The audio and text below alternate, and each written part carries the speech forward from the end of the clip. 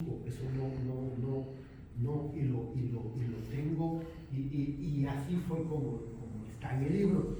Entonces vuelven a insistir en las estructuras paralelas, y aquí, y si quisieran leer también, aquí está El arte de un asesinato político. Es un libro también interesante porque hace referencia específicamente a la muerte de Monseñor Gerardi. Y aquí están los 4 tomos de Guatemala Nunca Más, que esos fueron los que presentó la Iglesia Católica.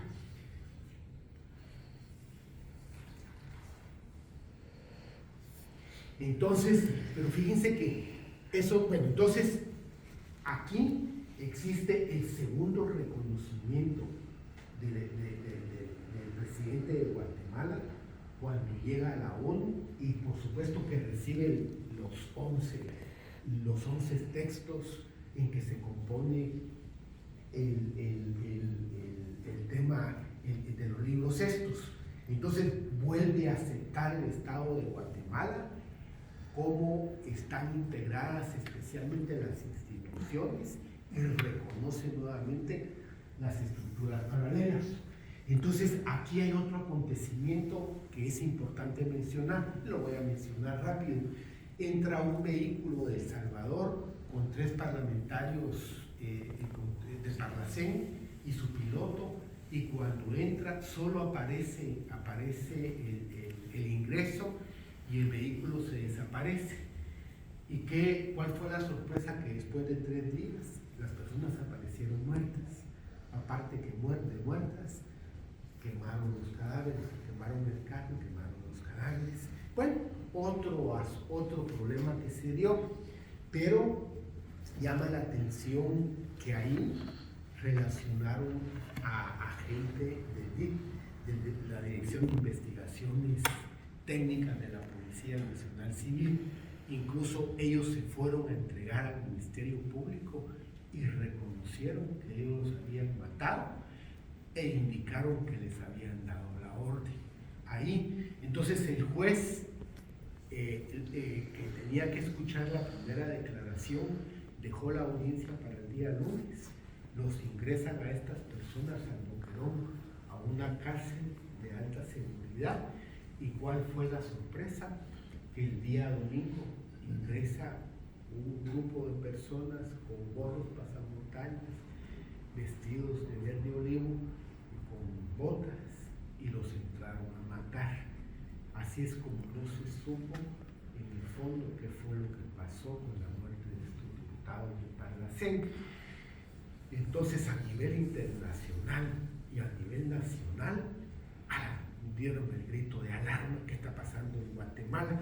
Ya se hablaban de estructuras paralelas, ya hay reconocimiento del mismo presidente de la República de turno, las 2 misiones internacionales hacen referencia a las ICIACs. Entonces, y hay algunos otros acontecimientos muy rápidos. Estaban apareciendo muchos niños relacionados con comisión de delito, pero lo están matando, y es muy fuerte. Entonces, incluso con tiro de gracia. Entonces la ONU manda a un representante, a un comisionado, y establece que el 60-65% de armas que están matando a estos patojos son las armas que la policía ha incautado dentro de los diversos delitos. Entonces involucra a la policía, y hay muchas amenazas, y han matado ya algunas personas de derechos humanos. Entonces, a raíz de estos acontecimientos, hay otros acontecimientos, pero para mí son los más importantes. Es que existe la exigencia de una misión internacional para investigar precisamente esas estructuras. Así es como se da así es como en el 2008 sería, es que se aprueba la Comisión Internacional contra la Impunidad en Guatemala. El tema de la Comisión Internacional, sí, Primero está el español Castresana, después está el costarricense Dananés y después entra Iván Velázquez. El tema, si nos preguntáramos por qué razón hasta Iván Velázquez se empieza a generar la voluntad para contrarrestar lo que son las estructuras paralelas, es porque se tiene que existir un proceso. Recuérdense que está Claudia Paz y Paz como fiscal general. Ella empezó a dotar al Ministerio Público de las secciones de inteligencia. Se aprobó la ley de crimen organizado, lo que se denomina la Convención de Delito Transnacional, que se conoce como Palermo, y Guatemala, como consecuencia de haber ratificado esa convención, hace una ley que se llama de crimen organizado y se aprobaron los métodos especiales, y dentro de esos métodos especiales lo que son las interceptaciones de llamadas telefónicas. Se aprueba, se ratifican los convenios de la ONU y de la OEA relacionados con corrupción. O sea, pues como que se están dando todos los mecanismos, y ya estaba creada la FESI, que es la Fiscalía contra el Crimen Organizado, que es del Ministerio Público, que la presidía Juan Francisco Sandoval, y se crearon los juzgados de competencia ampliada, en donde estaba Erika, en donde estaba su servidor y algunas otras personas que voy a hacer referencia. Y como dio muy buen resultado la FESI de la capital, fue que replicaron esa FESI en Quetzaltenango, que es la que la presidía, era Virginia Lapar, la persona que está detenida actualmente. Entonces así es como comenzamos a trabajar, y se empezó a trabajar, se trabajó muy bien, especialmente lo que son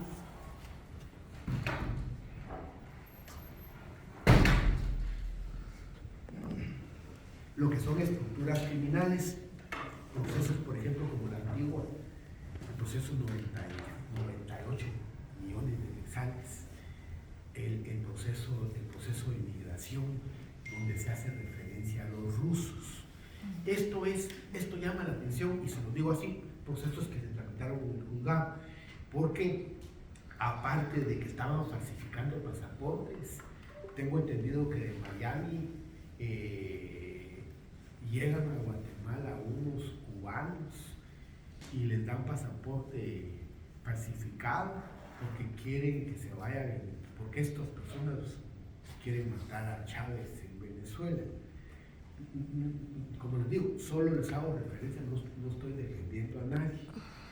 Y los capturaron allá, y ellos hacen referencia a que en Guatemala les habían dado los pasaportes. Entonces un proceso que tuve casi 76 personas relacionadas con el tema de migración, y se trabajaron procesos por ejemplo, el proceso de la línea. El proceso de la línea, pues más o menos lo conocen, y les pudiera explicar cómo se llegó a ese proceso, pero primero se logró ubicar al secretario privado de la vicepresidenta Rosana Valdetti, que era Juan Carlos Monzón.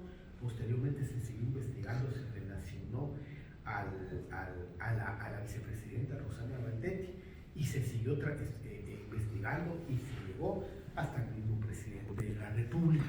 Entonces era lógico que las estructuras sí estaban, era evidente que sí estaban funcionando, y así se fue un poco más arriba. Después el proceso de cooptación, en el proceso de cooptación, que también su servidor lo llevó como juez contralor, en la primera declaración más o menos tuve como 78, 80 personas, entre el presidente, vicepresidenta, el gabinete, prácticamente el gabinete, pero ahí pasó algo interesante.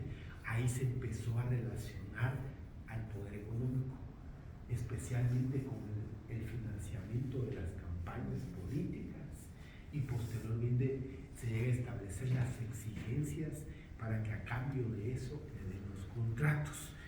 Y ahí, incluso en el proceso de cooptación, ahí aparece la esposa de Ángel González, otro personaje muy poderoso en toda América Latina, y el dueño de Canales, creo que es un mexicano, Ángel González. Ahí aparece como orden de aprehensión su esposa, y miren, por ese proceso ofrecían millones, exagerado, sinceramente exagerado. Así es como se manejan las cosas en Guatemala. Y no ofrecen 5 o 6 millones, y dónde lo quieren, qué país lo quiere, cómo lo quiere, en una que a veces uno se queda con la duda si es cierto o no, pero por supuesto la gente que lo está ofreciendo son bufetes bien acreditados en Guatemala. Entonces, a raíz de eso es que las investigaciones van subiendo, hasta el problema es cuando ya se empieza a investigar lo que es el poder económico.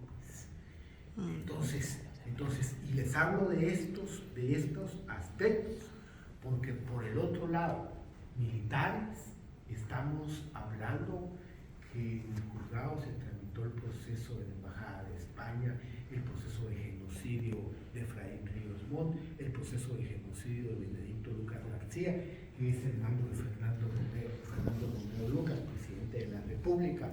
El caso Serpur-Sarco, interesante porque rompe el esquema de lo que pudo haber sido el conflicto armado, las violaciones de las mujeres allí, y el diario militar, que era el último que estaba llevando.